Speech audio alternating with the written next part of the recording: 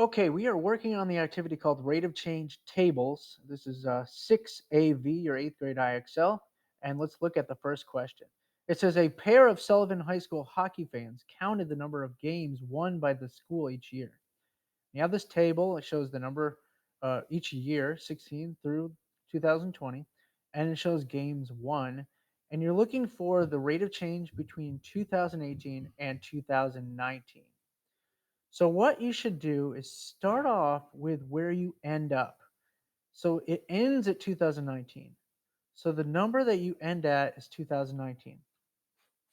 So we're going to take 2019 and write that down. Then we're going to see and subtract where we started. We started at 2018. Okay. So it went up from 18 to 19. We subtract to find out that it went up an average of 2 games. But now what we need to do is divide by how many years have passed. Only 1 year passed, right? It would be 2018 to 2019. So we divide it by 1 year, and it averages out to 2 games per year. This will make a lot more sense after I do several of these. Okay. Clear it out and do the next one. Question says each year, the campers at Lucas Summer Camp try to set the summer's record for finishing the obstacle course as quickly as possible. So we have this table, you have the years and the record time. According to the table, what was the rate of change between 2011 and 2013? So we finished at 2013, so we're going to do 28 minus, and at 2011, it started at 22. Okay, so it went up 6 from 2011 to 2013. The rate of change so far was 22 to 28, which is 6. But we need to find the average rate of change. So from 2011 to 2013, that's 2 years. So we have to divide it by 2. So 6 divided by 2 is 3. So it went up an average of 3 minutes per year.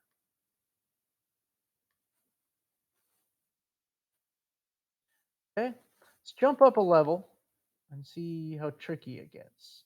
Okay, we're up to 49 smart score. And this question says, at the end of each month, Herman received a statement showing the balance of his savings account. Here's Herman's months and here's his amounts in the savings account. And according to the table, what is the rate of change between August and November? So it ended at November, right? It ended at a balance of $80. It started at a balance of, let's see, in August, it started at 64. So 80 minus 64 is 16, right? Now, how many months have passed? Because we have to divide it by how many months have passed. So from August to November, we have 1, 2, 3 total months. Now, this is telling us to round to the nearest cent. So if we divide by 3, 16 divided by 3, I know it's going to go in 5 times, but let me show you what we do. 16 divided by 3. 3 times 5 is 15. That's the closest that we can get. Subtract, we're going to get a remainder of 1. So we're going to put a decimal here. Add a 0. And 3 goes into 10 3 times. And looks like it's going to be $5.33. So let's see if that gives us the correct answer here. $5.33. The nearest cent, 5.33. Okay, let's jump up another level and see where we're at. They're all basically done the same way. 68 looks like. Okay. This says on their website, a popular bakery downtown published the number of cakes sold each month. So we have the month and we have the cakes. And it says, according to the table, what is the rate of change between January and March? So we ended at 862. Okay, 862. We started at in January 861. So when we subtract that, we only get 1. Now, how many months have passed from January to March? Well, it's February, March. It's two total months, right? So if we take 1 and we divide it by 2, we're going to get 1/2. So it would be 1/2 cakes per month. Should say 1/2 of a cake per month. Okay, let's jump up another level, see where we go. Okay, we're at 81. Okay, it says a school administrator who was concerned about grade inflation looked over the number of straight A students from year to year. So we have years and we have students.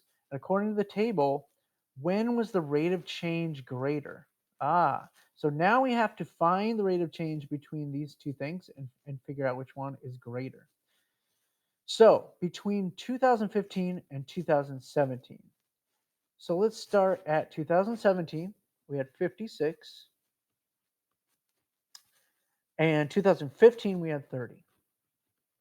Subtract them, and you're going to get 26. But we have to divide it by how many years have passed. So from 15 to 17, that's 2 years.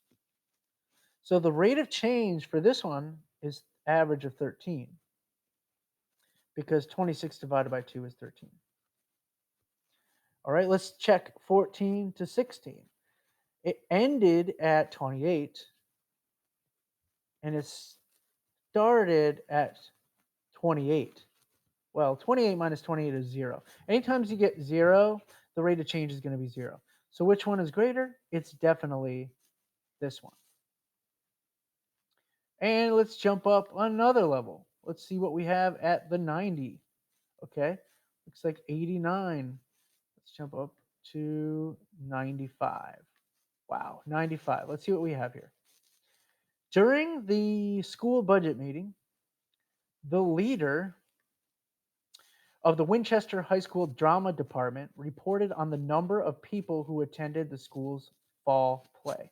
Here's the years, here's the attendance. According to the table, which rate of change was greater? Okay, so we have now between 2005 and 2009. So we have to figure that out. So it ended in 2009 at 957. It started in 2005 at minus 761. So let's subtract those, and we're going to get 100.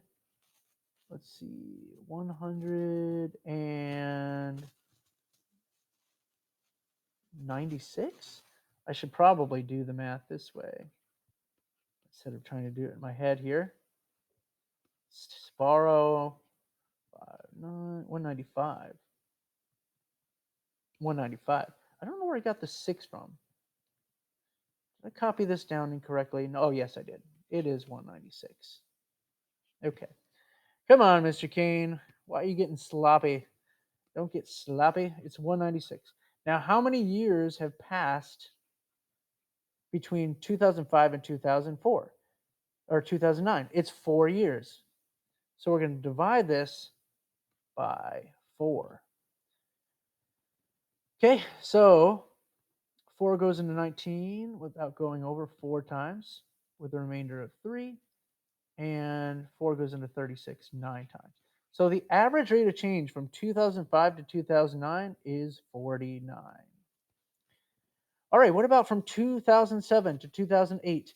So it ended at 565 in 2008, 565 minus. And 2007, it started at 182. So we need to subtract. And since it's only 1 year of difference, we're just going to put it over 1. So let's do this. 565 minus 182 is going to give you,